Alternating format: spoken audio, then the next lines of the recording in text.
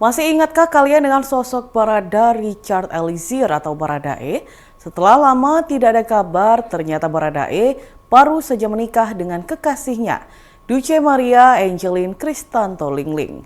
Kabar bahagia ini turut dibagikan oleh Roni Talapesi yang dulu juga menjadi kuasa hukumnya pada akun Instagramnya pada Sabtu 20 April 2024. Roni tampak mengunggah dua foto pernikahan Baradae dan Lingling di sebuah gereja. Baradae tampak sumringah mengenakan setelan jas abu-abu, sementara Lingling mengenakan gaun putih. Dalam keterangan unggahannya, Roni menyebut bahwa momen itu merupakan prosesi pemberkatan pernikahan Richard dan sang kekasih. Pengacara itu pun diduga turut menjadi saksi pernikahan Baradae. Hal itu terlihat dari video Instagram story Roni yang memperlihatkan dirinya menandatangani sebuah dokumen. Diketahui nama Barada Richard Eliezer sebelumnya menjadi sorotan publik setelah terlibat kasus pembunuhan Brigadir J. Atas kasus itu, ia dijatuhi vonis 1,5 tahun penjara. Setelahnya, bebas dari lembaga pemasyarakatan pada 4 Agustus 2023 lalu. Terungkap motif pelaku penipuan dua pengusaha catering dengan total 960 juta rupiah untuk takjil selama 28 hari saat bulan Ramadan di Masjid Syekh Zayed Solo, Jawa Tengah. Menurut polisi, motif pelaku melakukan hal tersebut lantaran pelaku terlanjur malu menjanjikan adanya pesanan catering takjil untuk kedua korban. Adapun dua catering tersebut adalah Vio Catering dan Adila Catering. Hal itu disampaikan oleh Kapolresta Solo, Kombes Pol Iwan Saktiadi, melalui Kasat Reskrim Polresta Solo, Kompol Ismanto Yuwono, pada Sabtu 20 April 2024. Ismanto mengatakan untuk menutup malu tersebut, pelaku E tetap berinisiatif menyalurkan takjil dan makanan berbuka puasa, yakni masing-masing 800 pak ke Masjid Raya Syekh Zayed selama bulan Ramadan dengan mengatasnamakan hamba Allah. Terkini, Polresta Solo telah mengamankan pelaku prank takjil berinisial E yang telah menipu dua pengusaha catering yang merupakan mertuanya sendiri dan temannya. Polisi berhasil menangkap E yang sempat kabur ke Kabupaten Ngawi, Jawa Timur. Ismanto menyebut polisi tetap akan melanjutkan kasus tersebut dengan menjerat pelaku menggunakan pasal penipuan 378 KUHP. Ia menyatakan kasus prank takjil ini terbilang unik lantaran pelaku tidak mendapatkan keuntungan secara langsung atas perbuatan yang dilakukan. Warga Jember Selatan menggelar parade pegon di Pantai Watu Ulo sebagai puncak perayaan Lebaran Ketupat pada Minggu 21 April 2024. Sebanyak 50 kendaraan tradisional yang ditarik menggunakan 2 ekor sapi melakukan pawai sebagai simbol ungkapan rasa syukur terhadap alam dan Sang Pencipta. Puluhan sopir pegon memulai pawai ini dari Balai Desa Sumberjo, Kecamatan Ambulu, Jember, sekitar pukul 7 pagi waktu Indonesia Barat. Mereka kemudian berjalan ke arah selatan sejauh 6 km menuju Pantai Watu Ulo menggunakan pegon tersebut. Terlihat seluruh kendaraan tradisional dan sapi yang digunakan dihiasi sedemikian rupa agar tampil menarik. Rata-rata hiasan yang digunakan berupa janur kuning. Sekitar pukul 10 pagi, para peserta mulai tiba di Pantai Watu Ulo, Jember untuk melakukan pertunjukan dan ritual khusus memandikan sapi di pinggir pantai selatan. Pantauan di lapangan, Bupati Jember Hendy Siswanto memimpin langsung proses ritual memandikan sapi dengan menyiramkan air tawar ke tubuh ternak tersebut menggunakan gayung. Setelah prosesi memandikan ritual sapi selesai, Bupati Hendy menyerahkan 2 buah terong yang dipetik dari 2 gunungan ketupat dan sayuran yang dibuat untuk perayaan parade pegon tersebut. Setelah itu acara pun dimeriahkan dengan pertunjukan seni budaya, sendra tari kolosal singgah sana Watu Ulo. Lalu kegiatan tersebut ditutup dengan warga rebutan gunungan ketupat dan buah sayur di pinggir pantai. Bupati Hendy mengatakan kegiatan ini merupakan acara tahunan dari warga di pesisir pantai selatan Jember, khususnya 7 hari setelah Lebaran Idul Fitri. Menurutnya kegiatan itu merupakan simbolis bentuk rasa syukur para peternak, petani, dan nelayan atas hasil bumi yang bisa mereka nikmati hingga sekarang. Hendy mengatakan, sebelum munculnya angkutan berat, dulu pegon merupakan transportasi tradisional yang sering digunakan oleh masyarakat untuk pembangunan daerah. Oleh karenanya, Hendy mengajak warga yang punya pegon untuk berkoordinasi dengan Dinas Pariwisata dan Kebudayaan Jember, sebab kendaraan tradisional tersebut sudah mulai langka, sehingga pada akhir pekan alat transportasi ini bisa dikenalkan kepada masyarakat sebagai objek wisata yang berbayar murah. Sementara Kepala Dinas Pariwisata dan Kebudayaan Jember, Bambang Rudianto menambahkan, Pemkab Jember akan mengusulkan parade pegon ini ke Kemendikbudristek sebagai warisan budaya tak benda. Pihaknya juga akan mengusulkan festival ini ke Kementerian Pariwisata dan Ekonomi Kreatif agar bisa tampil di event nasional Nusantara. Dan Tribuners, berikut kita simak bersama wawancara dengan Bupati Jember Hendy Siswanto. Terkait budaya festival Pagon dan budaya parade budaya ini seperti apa nanti diharapkan dan bagaimana? Yang pertama ini di acara kegiatan festival Pagon dan festival budaya ini dilakukan setiap tahun setelah Idul Fitri 7 hari setelah itu kita merayakan umat Islam merayakan Hari Raya Idul Fitri.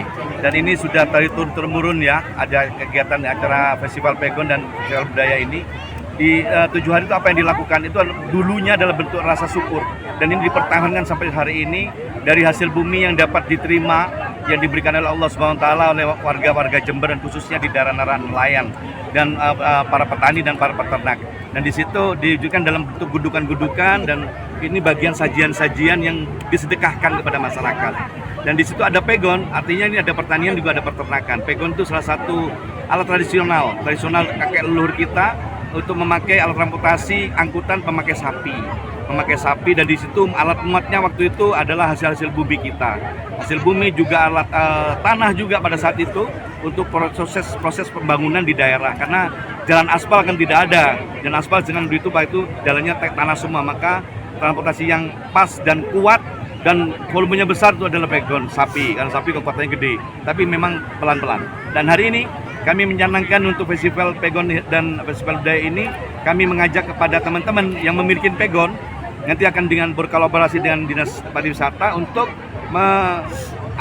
setiap hari atau weekend itu ada pegon yang memang alat transportasi untuk dikenalkan kepada masyarakat. Mungkin berbayar murah gitu, dan mungkin dipantu oleh Dinas Pariwisata ya untuk naik pegon. Karena naik pegon 1 kilo itu bisa 1 jam, bisa 1 jam karena pelan-pelan sapi ya, jalan sapi dan tapi ini yang kita ambil bukan masalah transportasi kecepatannya, tapi angle-nya dan rasa naikin di atas pegon itu lembut, tidak ada geronjalan, lembut sekali, seperti kalau naik tidur di tempat tidur tuh, tempat tidur apa itu namanya, spring bed-nya yang keren itu ya, jadi lembut sekali. Dia hentakannya lembut sekali, jadi tidak usah pakai shockbreakernya pakai shockbreaker sapi kita yang memang luar biasa. Ada satu kenikmatan sendiri, ujung-ujungnya kenikmatan itu bisa saat tidur di atasnya pegon, dan ini menyelamatkan. Karena Satreskrim Polres Gresik menegaskan perampokan yang terjadi di Jalan Taman Ruby Perumahan Permata Suci atau PPS Gresik adalah rekayasa. Semua keterangan terjadinya perampokan merupakan karangan dari pelapor AS 24 tahun. Polisi mendapati barang milik pelapor yang dibawa kabur perampok seperti yang tertera dalam laporan ternyata tidak benar. Dari hasil penyelidikan, barang tersebut digadaikan sendiri oleh korban di Pegadaian. Kasat Reskrim Polres Gresik AKP Aldino Primawirdan mengatakan dari hasil analisa 3 CCTV di sekitar TKP, tidak ditemukan kejadian janggal ataupun orang yang menghampiri rumah korban pada saat jam kejadian seperti apa yang dikatakan korban. Berdasarkan hasil analisa CCTV, tim ingin meminta keterangan korban kembali, namun korban tidak dapat dihubungi dan tidak diketahui keberadaannya. AKP Aldino menegaskan ponsel iPhone 13 Pro Max dan perhiasan berupa 1 gelang, 2 cincin, dan 1 kalung yang dikatakan hilang, faktanya digadaikan sendiri oleh korban. Penyidik memanggil pelapor untuk mengklarifikasi kebenaran kasus tersebut dan terbukti bahwa pelapor mengarang cerita atau membuat laporan palsu. Sementara itu, kekerasan yang dialami oleh korban adalah hasil pertengkaran korban dengan seseorang akibat suatu permasalahan pribadi antara korban dengan orang tersebut. Di depan awak media, AS menyampaikan permintaan maafnya.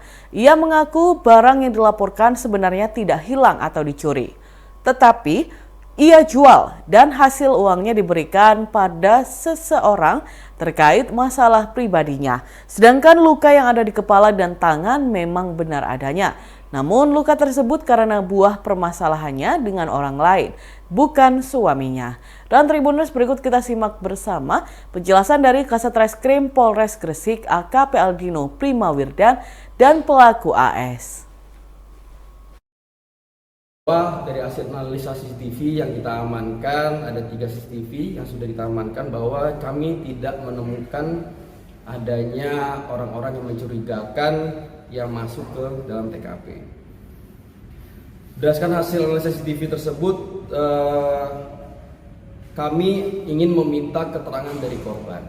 Namun setelah kejadian tersebut, kami tidak bisa menghubungi korban dan korban pun tidak bisa dihubungi, dan kami sampai kemarin sampai hari ini kami belum meminta keterangan korban. Dan berdasarkan penyelidikan oleh teman-teman lapangan tim Resmob, bahwa ditemukan handphone yang diduga milik korban tersebut kita temukan di Penggadaian di daerah Gresik, dan juga emas atau perhiasan yang dilaporkan korban itu hilang juga kita temukan ada di Penggadaian di wilayah Gresik. Dengan adanya informasi tersebut, tim Resmob beserta gabungan Polsek Manyar juga akhirnya berhasil menemui korban, dan hari ini korban sudah datang ke Polres Gresik untuk kita mintai keterangan. Ternyata ditemukan fakta bahwa laporan tersebut palsu. Ya, sekali lagi saya tekankan bahwa laporan tersebut palsu. Jadi ternyata handphone yang hilang tersebut dan perhiasan yang hilang tersebut merupakan barang-barang yang dijual sendiri oleh korban di Penggadaian. Ya, karena korban memiliki masalah pribadi dengan seseorang di luar sana. Dan untuk hasil uang yang hasil Penggadaian tersebut itu diberikan kepada orang yang memiliki masalah pribadi dengan korban sendiri.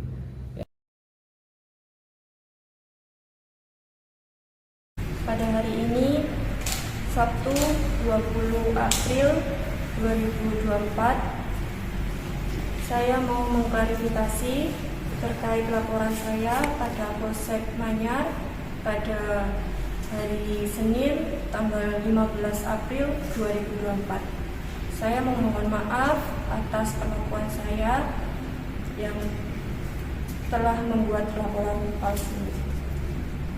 Untuk barang yang dilaporkan hilang berupa iPhone, 1 buah iPhone, 1 buah kalung, 1 buah gelang, dan 2 cincin sebenarnya tidak hilang atau dijual orang.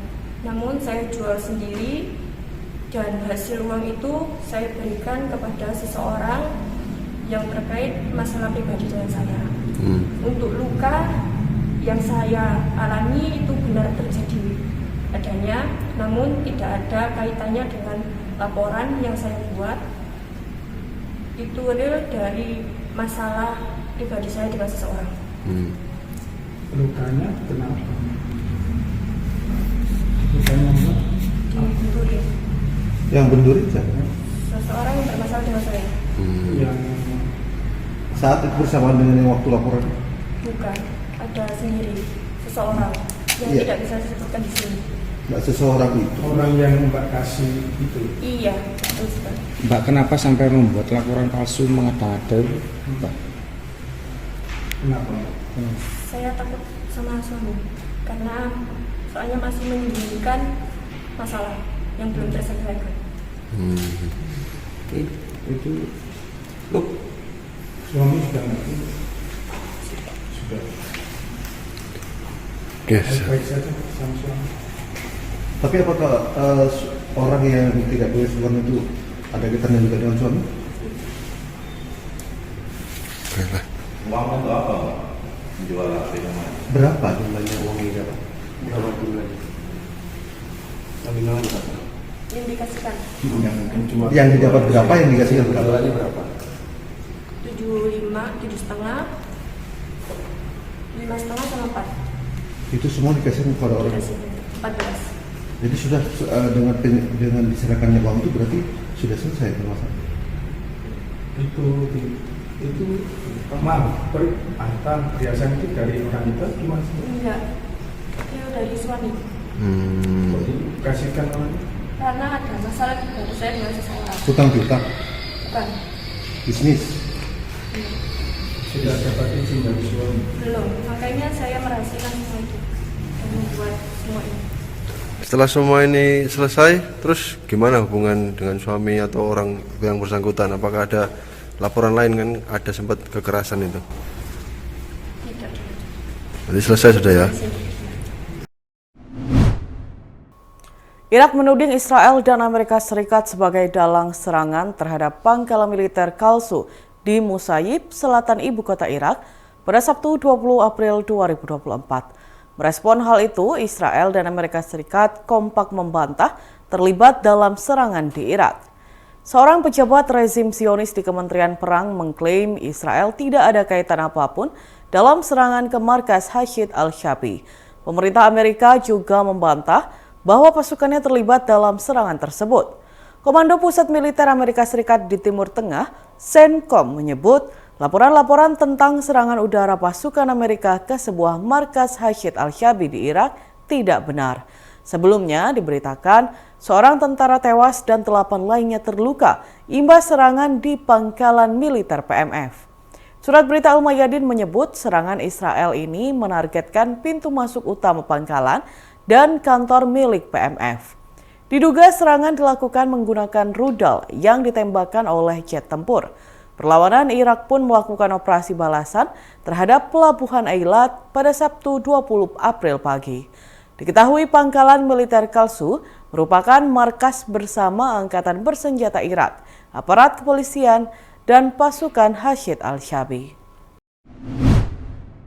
Seorang oknum aparat kepolisian di Surabaya berinisial K53 tahun diduga telah mencabuli anak tirinya sejak tahun 2020.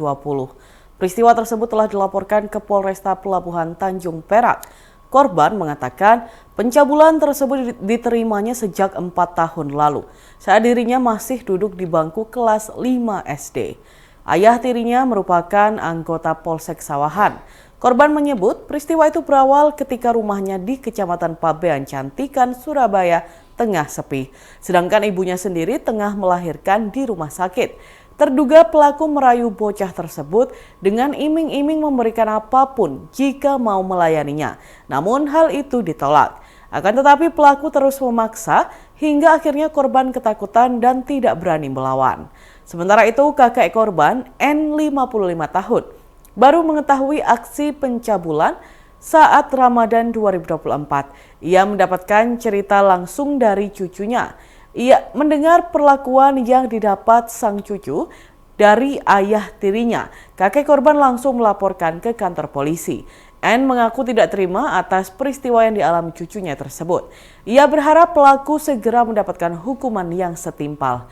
Sementara itu Kapolsek Sawahan, Kompol Domingos de Fatima Jimenez membenarkan adanya kasus pencabulan yang dilakukan salah satu anggotanya tersebut. Kini kasus itu masih dalam tahap pemeriksaan Propam Polda Jatim dan Reskrim Polres Pelabuhan Tanjung Perak, Surabaya. Dan Tribuners, berikut kita simak bersama penuturan dari nenek korban NH. Adik ini cucu jenengan cerita mengalami kekerasan seksual dari ayah tirinya, ini seperti apa awal cerita? Ya mendem Pak itu Pak. Oh, dalam keadaan mana? Nangis ya, sedih ya? Baru curhat, ada yang mengetahui tetangga saya, terus manggil mamanya, terus dijemput Pak nang girianku, dipukuli sama mamanya. Kan kula kok Pak ngene-ngene, akhirnya Pak ngaku Pak, aku lo dicabuli papa mak ngene, akhirnya mamanya nangis Pak, dirangkul lari itu Pak. Pas lari ke rumah saya. Lari ke rumah saya.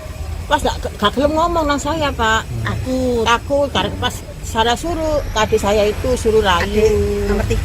akhirnya bilang Pak cerita semua. Lah saya kan kaget Pak. Paginya terus saya ke rumah adik saya konsultasiku masalah itu Pak, akhirnya lapor. Suruh lapor aja ngono. Akhirnya lapor. Bulan itu ceritanya suratnya itu kapan Ki? Hah? Suratnya kapan? Surat pertama kali. Pertama punya tanggal 30 Pak. 30 apa itu Ibu? Pas puasa, hari puasa. Puasa 30 pokoknya aku tanggone sebelum lebaran ya? Sebelum lebaran tanggal 2 Propam. Bu, itu di Cabuli waktu itu mulai kelas berapa sampai kelas berapa? Kelas 6. Mulai kelas 6 SD sampai sekarang kelas 3 SMP. Iya. Dari 2000. Selama itu tidak tahu ya keluarganya enggak tahu Pak, enggak ada yang tahu. Hubungan apa sih pelaku dengan ibu korban? Hubungannya apa? Suami istri atau siri? Siri Pak. Nikah siri. Sirinya sejak tahun berapa? Tahun 2013. 2013. Itu siri. Siri Pak. Dengan anggota polisi itu. Iya. Itu dinasnya di mana? Di Polsek Sawahan Pak. Polsek Sawah. Aktif Bu ya sampai sekarang. Iya masih aktif. Itu apakah benar si pelaku itu, terduga pelaku itu sakit-sakitan? Hah? Sakit-sakitan orangnya? Enggak ya? Enggak Pak, sehat. Sehat. Normal. Ngapunten, kalau cerita dari adik atau cucu jenengan itu bentuk perlakuan kekerasan seksualnya seperti apa? Ya dirayu Pak arek itu Pak. Dirayu diraba-raba. Harus pasti masuknya anak kelaminnya itu Pak. Kalau cerita detailnya itu lokasi kekerasannya di mana Bu? Di kamar atau sampai kamar mandi? Di kamar mandi iya Pak, pernah. Kamar mandi juga. Tiap hari. Tiap hari. Dan saat SMP? Arang Pak, pas kelas 3 punya pacar ini dia berontak. Berarti curhatnya akhirnya terungkap semua ketika si adik sudah punya pacar dan menolak untuk dilakukan lagi. Bu, ini sudah laporan atau seperti apa? Sudah diperiksa? Sudah Pak. Oke. Udah dari kemarin nggak ditindak-tindakin. Oh gitu Bu. Ini baru sudah ada sampean baru ditindakin. Bu, ngapunten. Modus yang dilakukan oleh si terduga pelaku ini seperti apa Bu? Kok sampai si adik ini nggak pernah cerita sejak tahun 2020? Ya takut Pak. Saya jangan bilang loh Fir. Soalnya sini mau dirayu apa Pak? Kok tak tukun apa-apa kan di papa bilang gitu. Ya diberikan di apa-apa. Diturutin, minta apa-apa nanti tak turutin. Pak jangan bilang gitu. Lah ini takut sama mamanya. Mamanya kalau kan jahat mama itu. Si korban ini anak keberapa Bu? Anak pertama. Anak pertama ya. Dari Mistia. Kondisi adik sekarang seperti apa Bu? Takut sekolah atau apa? Dan Tribuners, itulah tadi live report untuk hari ini, Minggu 21 April 2024. Segenap tim dari Tribun Jatim Network juga mengucapkan selamat Hari Kartini untuk para perempuan hebat di Indonesia. Saya Cindy pamit undur diri dan sampai jumpa di live report selanjutnya. Download Tribun X sekarang, menghadirkan lokal menjadi Indonesia.